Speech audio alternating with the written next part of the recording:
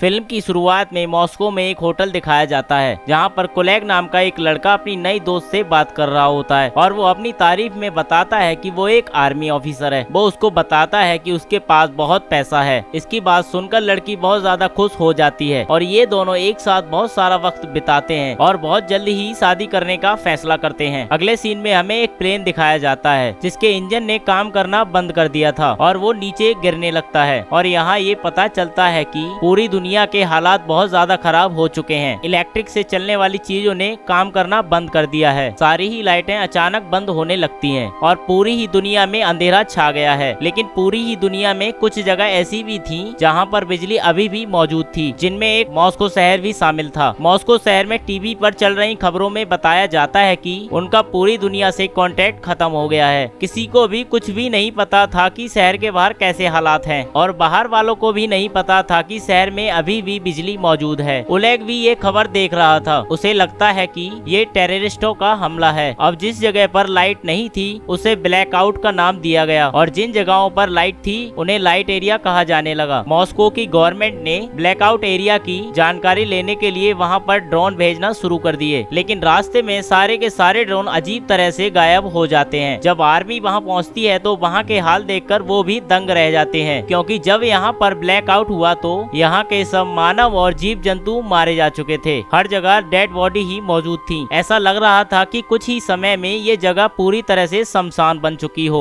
Soldier अभी investigation कर ही रहे थे, तभी वहाँ पर एक सोल्जर पर एक अनजान आदमी ने हमला कर दिया था और उसे पूरी तरह से जख्मी करने के बाद उसका हथियार लेकर वहाँ से भाग जाता है। तब उस पर गोलियां चला रहे थे, लेकिन उस पर गोलियों का कोई असर नहीं हो रहा था और उसे एक भी गोली नहीं लगती और वो वहाँ से भागता रहता है। ये देखकर सोल्जर बहुत ज्यादा हैरान हो जाते हैं और उन्हें पता चल जाता है कि ये कोई आम आदमी नहीं है और ये बहुत ज्यादा खतरे की बात हो सकती है। और अब इसी तरह से एक महीना गुजर जाता है और किसी को भी इन हालातों के बारे में पता नहीं चला कि ये कैसे हुआ है। और अब एक लड़का दिखाया जाता है जो कि ओलेग का दोस्त होता है। वो भी एक सोल्जर था। वो अपनी माँ के साथ रहता है। उसकी माँ की हालत ठीक नहीं थी, पर जैसे ही उसे आर्मी का खत मिलता है वापस आने के लिए तो वो दिल पर पत्थर रखकर मिशन के लिए निकल जाता है। फिर सभी सोल्जर को इकट्ठा करके कैप्टन उनको बताती है कि ब्लैकआउट एरिया से जो लाशें मिली थी हमने उन्हें टेस्ट करने के लिए लैब में भेजा था और हमें पता चला है कि रिपोर्ट के मुताबिक उन सब की मौत एक जहर के वजह से हुई है। जो जहर उन्हें दिया नहीं गया था उनकी बॉडी ने खुद बनाया था। ऐसा उन्होंने अपनी मर्जी से नहीं किया था, जबकि किसी अजीब सी चीज ने उनको ऐसा करने पर मजबूर किया था। और अब जैसे ही रात होती है तो सोल्जर की टीम ब्लैकआउट एरिया में चली जाती है। इनमें ओलेग भी शामिल था, जो देखता है कि उसकी नई फ्रेंड यानी जिसके साथ उसकी शादी होने वाली थी वो भी सोल्जर के साथ जा रही थी, क्योंकि वो एक डॉक्टर थी। वहाँ पहुँचने के बाद ये लोग आपस में बात कर ही रहे थे कि तभी इमरजेंसी अलार्म बजने लगता है। इसके बाद सारे सोल्जर अपनी पोजीशन लेने के बाद गन पॉइंट कर खड़े हो जाते हैं। कैप्टन उन्हें बताती है कि जंगल में से कुछ जानवर उनकी तरफ तेजी से बढ़ रहे हैं और सारे जानवर एक ही तरह के हैं जिनका साइज बहुत ज्यादा बड़ा है। और अगले ही पल वो जानवर सोल्जर पर झपटने लगते हैं और बहुत ही बुरी तरीके से उन पर हमला कर दिया था। इसके जवाब में सोल्जर भी अंधाधुंध गोलियां चलाने लगते हैं। अगली सुबह वहाँ के बहुत बुरे हालात दिखाए जाते हैं, क्योंकि वहाँ पर बहुत सारे सोल्जर मारे जा चुके थे और वो लोग देखते हैं कि हमला करने वाले जानवर जंगली भालू थे। लेकिन उन लोगों को ये बात समझ में नहीं आ रही थी कि भालुओं ने झुंड बनाकर उन पर हमला क्यों किया, क्योंकि भालू कभी भी ऐसा नहीं करते। हमले में ओलेग भी जख्मी हो गया था। उसकी दोस्त उसका इलाज कर रही होती है। अब एक हॉस्पिटल में एक लड़के को दिखाया जाता है जो कि वहाँ पर भर्ती होता है। उसकी अचानक तबीयत खराब होने लगती है, क्योंकि जब ब्लैकआउट हुआ तभी से उसके साथ कुछ अजीबोगरीब होने लगा था। उसे अनजान लोगों की आवाजें सुनाई देती थी। एक गंजा आदमी उसे हमेशा तंग किया करता था। असल में ब्लैकआउट होने के बाद इस लड़के में सुपरनेचुरल पावर आ गई थी। उसकी आंखें जैसे ही खुलती हैं तो वो अपने सामने एक लड़के को पाता है। वो लड़का उसे बताता है कि वो उसका दोस्त है और वो उसे बताता है कि वो उसे जरूरी जानकारी देने आया है, क्योंकि ये पूरी दुनिया का जो हालात हुआ है ये अजीब सी लहरों के वजह से हुआ है। और ये लहरें तीन तरह की हैं। पहली तरह की लहर में बिजली से चलने वाली चीजें खराब हो गयी और दूसरी लहर में सभी जानदार चीजों का खात्मा हो गया और तीसरी लहर में सबसे ज्यादा तबाही होगी, क्योंकि इसमें ये खतरनाक लहरें यहाँ के लोगों को कठपुतली बना देंगी, जिन्हें वो कंट्रोल करके अपने ही लोगों पर हमला करवाएंगे। जिसका मतलब ये था कि ब्लैकआउट एरिया में अभी भी लोग जिंदा बचे थे, लेकिन उस बीमार लड़के को उसकी बातें समझ में नहीं आई थी और वो उल्टा घबरा गया था और वो गार्ड्स को बुलाता है ताकि वो इस लड़के को यहाँ से से बाहर निकाल दें। लेकिन गार्ड जब अंदर आते हैं तो उन्हें वहाँ पर कोई भी दिखाई नहीं देता, क्योंकि वो तो अपने दिमाग में ही बात कर रहा था। इन सब हालातों के अपने कंट्रोल में ना होने की वजह से इस एरिया के लोग सब सड़कों पर निकल आते हैं और चारों तरफ तोड़ फोड़ करके तबाही मचा रहे थे, और यहाँ तक कि आर्मी पर भी हमला करने लगते हैं, क्योंकि इन लोगों को ये लग रहा था कि ये गवर्नमेंट की कोई चाल है। इधर आर्मी कैंप में सोल्जर के अलग अलग ग्रुप बना दिए जाते हैं। इनमें एक ग्रुप ओलेग का था और एक ग्रुप उसके दोस्त का था। ब्लैकआउट एरिया के बहुत ज्यादा हालात खराब थे, वहाँ पर सब कुछ तहस नहस हो गया था। पुल पूरी तरह से टूट जाता है क्योंकि वहाँ पर प्लेन गिर गया था और बहुत सारी ऊंची ऊंची बिल्डिंग तबाह हो गई थी। यहाँ तक कि हेलीकॉप्टर, टैंक और गाड़ियाँ खिलौनों की तरह टूटी फूटी पड़ी थी। ओलेग का दोस्त अपने साथियों के साथ एक टाउन में पहुँचता है। उनके साथ एक न्यूज रिपोर्टर भी आई थी। अपनी अपनी टीम के सोल्जर अपने अपने एरिया की छानबीन कर रहे थे और ऐसे ही कुछ दिन गुजर जाते हैं। उन्हें ना तो कोई इंसान दिखाई देता है और ना उनकी लाशें। जब सुपर नेचुरल पावर वाला लड़का एक जगह बैठा होता है तभी उससे एक आदमी मिलने आता है जिसका नाम आईडी होता है। उसने अपना मुंह छुपा रखा था, लेकिन जैसे ही वो कपड़ा हटाता है तो उसकी शक्ल बहुत ज्यादा अजीब होती है और बाकी जिस्म इंसानों की तरह ही था। और वो उसे बताता है कि मैं इंसान नहीं हूँ, मैं इंसानों की तरह दिखने वाला एलियन हूँ। और वो उसे बताता है कि तुम्हारी सुपर नेचुरल पावर का इस्तेमाल करके इस दुनिया को कोई तबाह कर रहा है और मैं उसी इंसान को ढूंढ रहा हूँ। और वो उसे बताता है कि वो आदमी कोई और नहीं, वो उसका भाई है जो कि मेरी तरह ही एलियन है। जब ब्लैकआउट हुआ था तब तुम ब्लैकआउट एरिया और लाइट एरिया के बीच में फंसे हुए थे, इसी वजह से ये पावर तुम्हारे पास है। लड़का कुछ समझ पाता इससे पहले वहाँ पर सोल्जर और कैप्टन आ जाते हैं और वो आईडी पर गन तान देते हैं। लेकिन आईडी बहुत ज्यादा चालाक था, वो सोल्जर के दिमाग को कंट्रोल करके गन को कैप्टन के ऊपर तान देता है और सोल्जर्स को कैप्टन आईडी दिखने लगता है और आईडी कैप्टन मतलब रूप बदल कर दिखने लगे थे। जिससे होता ये है कि सारे सोल्जर असली वाले कैप्टन पर बंदूक तान देते हैं और आईडी कैप्टन को बताता है कि अगर इंसानों को कोई बचा सकता है तो वो आईडी है। और वो कैप्टन से कहता है शांत होकर मेरी बात सुन लो। ये सुनकर कैप्टन उसे इंक्वायरी रूम में ले जाती है। आईडी उसे बताता है जैसे कि आप लोग इस प्लेनेट पर रहते हो, हम लोग भी ऐसे ही अपने प्लेनेट पर रहते हैं। और वो कैप्टन को बताता है कि काफी साल गुजरने के बाद भी हम बूढ़े नहीं होते और ना ही मरते हैं जब तक कि कोई हमें मार न दे, और जल्द ही हमारा प्लेनेट तबाह होने वाला है, इसलिए हमें एक नए प्लेनेट की तलाश है। इसी वजह से मुझे और मेरे भाई को यहाँ पर भेजा गया ताकि हमारे लोगों को यहाँ लाने के लिए जमीन को अच्छी तरह से तैयार किया जा सके। और सबसे बड़ी बात, जमीन पर सबसे पुरानी चीजें जैसे कि पिरामिड 2 लाख साल पहले हम एलियन ने ही बनाई थी। और वो कैप्टन को बताता है कि मैं अच्छा हूँ और मेरा भाई बुरा है, वो तुम सब लोगों को मिटा देना चाहता है, लेकिन मैं नहीं चाहता कि वो ऐसा करे और मैं उसे ऐसा करने से रोकना चाहता हूँ। और अगले 48 घंटों में हमारी बहुत बड़ी स्पेसशिप जमीन पर आने वाली है और इससे पहले मेरा भाई ब्लैकआउट में रहने वाले लोगों को कठपुतलियों की तरह तुम लोगों को मारने के लिए इस्तेमाल करेगा। यानी कि उस लड़के ने जो तीसरी लहर की बात बताई थी और वो लहर आईडी का भाई ही बना रहा है, लेकिन कैप्टन को उसकी बातों पर यकीन नहीं होता। दूसरी तरफ दिखाया जाता है कि ओलेग के दोस्त को उसी एरिया में एक जख्मी बच्चा दिखाई देता है जो बहुत ही अजीब बर्ताव कर रहा था। ये लोग उसकी मदद करते हैं और जानकारी लेने के लिए उससे सवाल जवाब करने लगते हैं, लेकिन तभी वो बच्चा एक सोल्जर के गर्दन में चाकू मार देता है और सोल्जर बहुत ही बुरी तरीके से मर जाता है। और वो बच्चा बहुत ज्यादा गुस्से में आकर कंट्रोल से बाहर हो गया था, जिसे देखकर ओलेग के दोस्त को ना चाहकर भी उस बच्चे को मारना पड़ता है। ये सब देखकर रिपोर्टर बहुत ज्यादा घबरा जाती है। अब जैसे ही रात होती है, ब्लैकआउट एरिया के वो सारे पपेट जो आईडी के भाई के इशारों पर नाच रहे थे वो सोल्जर की टीम पर हमला कर देते हैं। सोल्जर भी अपने बचाव में उन पर अंधाधुंध गोलियां चलाने लगते हैं, लेकिन उन पपेट्स की तरफ से भी लगातार हमला हो रहा था। ओलेग के दोस्त के साथ के बहुत सारे सोल्जर मारे जाते हैं और वो अपनी मदद के लिए आर्मी कैंप की तरफ गोली चला देता है। उसके अलावा सोल्जर के 2 ग्रुप ने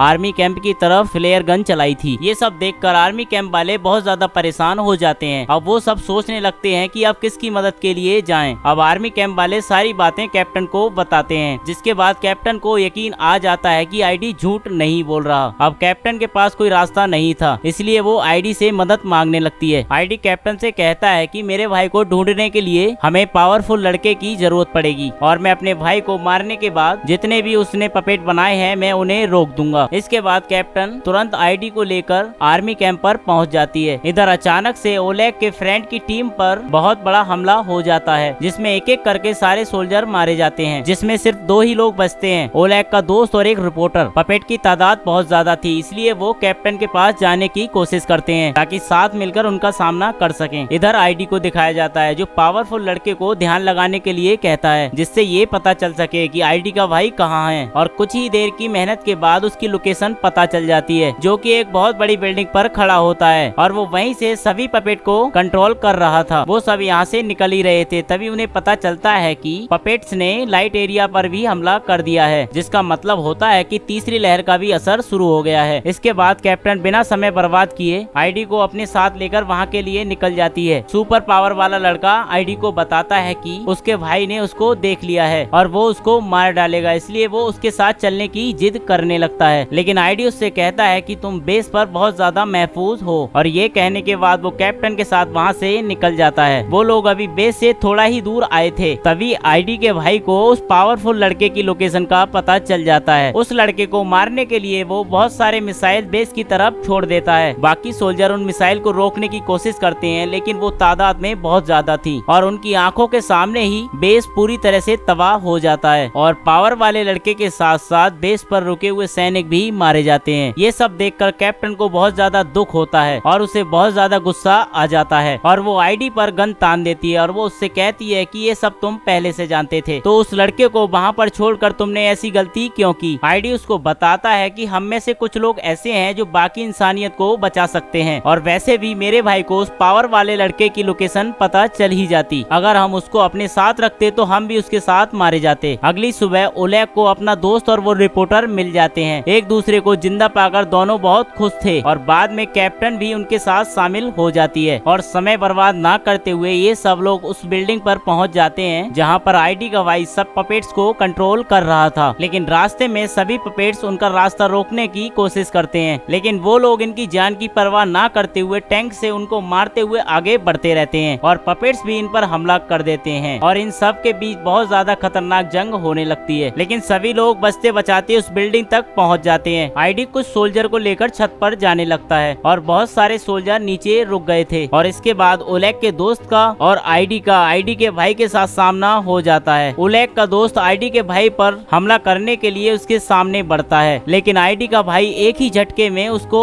दूर फेंक देता है। इसके बाद आईडी जाता है अपने भाई का सामना करने के लिए। दोनों भाइयों के बीच बहुत ज्यादा खतरनाक लड़ाई शुरू हो जाती है। दोनों एक दूसरे को बराबर की टक्कर दे रहे थे। मुक्के मारने से उन दोनों के हाथों से चिंगारियां निकल रही थी और बिल्डिंग के नीचे ओलेग और उनके साथियों को पपेट को रोकने के लिए बहुत ज्यादा मुसीबत का सामना करना पड़ रहा था, क्योंकि उनकी तादाद करोड़ों में थी। पपेट्स इतने ज्यादा चालाक थे कि तेल का ड्रम लेकर उनके ऊपर हमला कर रहे थे, जिससे वहाँ पर बहुत ही बड़ा धमाका हो जाता है। कुछ सोल्जर को छोड़कर सारे सोल्जर मारे जाते हैं और ये बहुत ही कम लोग बचे थे। इसके बाद ओलेग और उसके बचे हुए सोल्जर बिल्डिंग के ऊपर जाने लगते हैं, लेकिन पपेट्स भी बिल्डिंग के ऊपर आ रहे थे। जब तक कि पपेट्स ऊपर पहुंचते उससे पहले आईडी अपने भाई को बहुत तेजी से मुक्का मारता है। आईडी अपने भाई के सीने से उसका दिल निकाल लेता है और उसके दिल में एक बॉम्ब फिट कर देता है और जैसे ही उसके भाई का दिल तबाह होता है उसके बाद वो मर जाता है। अपने भाई को मारने के बाद आईडी को सभी पपेट्स का कंट्रोल मिल जाता है और वो उन पपेट्स को एक ही झटके में मार देता है। अब वो सारे लोग जो इस जंग में बच गए थे वो जीत तो गए थे, लेकिन उन्हें कोई खास खुशी नहीं होती, क्योंकि वो कुछ चंद ही लोग बचे थे और करोड़ों की तादाद में बहुत सारे लोग मारे जा चुके थे और ये पूरी दुनिया का दिल दहला देने वाला सीन था। लेकिन आरडी उनको बताता है कि इंसानों में प्यार और रहम नाम की चीज नहीं होती और वो उन्हें बताता है कि तुम बहुत ज्यादा खुदगर्ज हो, तुम अपने बारे में ही सोचते हो। यही वजह थी कि मेरा भाई तुमको मारना चाहता था ताकि एलियन यहाँ पर सुकून से रह सके, लेकिन मेरा मकसद कुछ और ही था। वो अपने राज इन लोगों के सामने खोलने लगता है। मैं इंसानों की मदद इसलिए करना चाहता था ताकि इंसान मुझे अपना मसीहा समझ लें, मतलब उसे अपना गॉड समझने लगे। तभी लड़का उससे गुस्से में कहता है कि तुम सब कुछ पहले से ही जानते थे, तो फिर ब्लैकआउट होने से क्यों नहीं रोका। आईडी उसको जवाब देता है अगर मैं उसको रोक देता तो किसी के भी दिल में मौत का डर ना होता और मेरी बात का कोई भी यकीन नहीं करता, और वैसे भी तुम लोग काफी हो आबादी बढ़ाने के लिए, जिन सब का गॉड मैं हूँ, और जो लोग मर गए मैं उनकी परवाह नहीं करता, जिसका मतलब होता है कि आईडी भी अच्छा एलियन नहीं है। ये सब सुनकर उन लोगों को बहुत ज्यादा गुस्सा आने लगा और ओलेग की दोस्त तो उस पर गन तान देती है, लेकिन ओलेग का दोस्त उसको गन नीचे रखने के लिए कहता है और उसको बताता है इसकी तरह लाखों आ रहे हैं, उनको कैसे रोका जाएगा और इसका जिंदा रहना बहुत ज्यादा जरूरी है। ये लोग आपस में बात कर ही रहे थे, तभी एक लड़का आरडी पर चाकू से वार कर देता है, लेकिन आरडी को ये बात पता चल गई थी, इसलिए उसने लड़के के दिमाग को कंट्रोल कर लिया था, जिससे उसने आरडी के बजाय कैप्टन को चाकू मार दिया था। इस तरह कैप्टन भी मारी जाती है और यहाँ उसने रूप बदलने वाला जादू किया था। ओलेग को बहुत ज्यादा गुस्सा आ जाता है और वो जैसे ही आरडी को मारने के लिए आगे बढ़ता है तो उसका दोस्त ऐसा करने से मना कर देता है। इस वजह से दोनों में बहस हो जाती है और वो इतनी ज्यादा बढ़ जाती है कि लड़ाई तक पहुंच जाती है। ओलेग का दोस्त उसको मारने ही वाला था। रिपोर्टर उसे गोली मारकर घायल कर देती है। अब ओलेग का दिमाग खराब करने के लिए आरडी उसके डैड का रूप धारण कर लेता है, लेकिन लड़का जानता था कि उसका असली रूप कौन सा है और वो उसको साथ लेकर बिल्डिंग से नीचे कूद जाता है और उसके साथ साथ आईडी की भी मौत हो जाती है। और अब ये 4 लोग ही जिंदा बचे थे जो आने वाले एलियंस का मुकाबला करेंगे। और कुछ ही देर में यहाँ पर एलियन की शिप आ जाती है जो कि साइज में बहुत ज्यादा बड़ी थी। शिप का दरवाजा खुलता है लेकिन अंदर से कोई नहीं आता, तो इसलिए ये लोग ही अंदर चले जाते हैं। अंदर जाने पर इन्हें एलियंस के लाखों चैम्बर दिखाई देते हैं जिनमें सभी एलियंस सो रहे थे और तभी अचानक सभी चैम्बर में लाइट जलने लगती है जिससे सभी एलियंस होश में आने लगते हैं और उन चैम्बर में अजीब तरह का लिक्विड निकल रहा था। डॉक्टर उन्हें बताती है कि ये लिक्विड उनका ऑक्सीजन हो सकता है, इसलिए उनके जागने से पहले ओलेग उनको गोली से मारने लगता है, लेकिन उनके पास टाइम बहुत कम था और गोलियां भी नहीं थी, इसलिए वो दिमाग लगाकर ऑक्सीजन के मेन पाइप को ही तोड़ देते हैं, जिससे होता ये है कि वो सारे एलियन जागने से पहले ही मारे जाते हैं। अब कुछ चैम्बर ही बचे थे जिनमें उन्हें एलियन के मासूम बच्चे दिखाई देते हैं। तभी इन्हें आरडी की एक बात याद आती है कि इंसान में प्यार और रहम नहीं होता, इसलिए वो एलियन के बच्चों का कुछ नहीं करते। कुछ ही देर में सारे बच्चे अपने अपने चैम्बर से बाहर आ जाते हैं और वो सारे बच्चे आरडी जैसे ही लग रहे थे। वो बच्चे थे इसलिए उन्हें कोई खतरा नहीं लग रहा था। और इसी के साथ ये मूवी यहीं पर खत्म हो जाती है। तो दोस्तों, अगर आपको वीडियो पसंद आई हो तो वीडियो को लाइक जरूर कर देना और अगर चैनल पर नए हो तो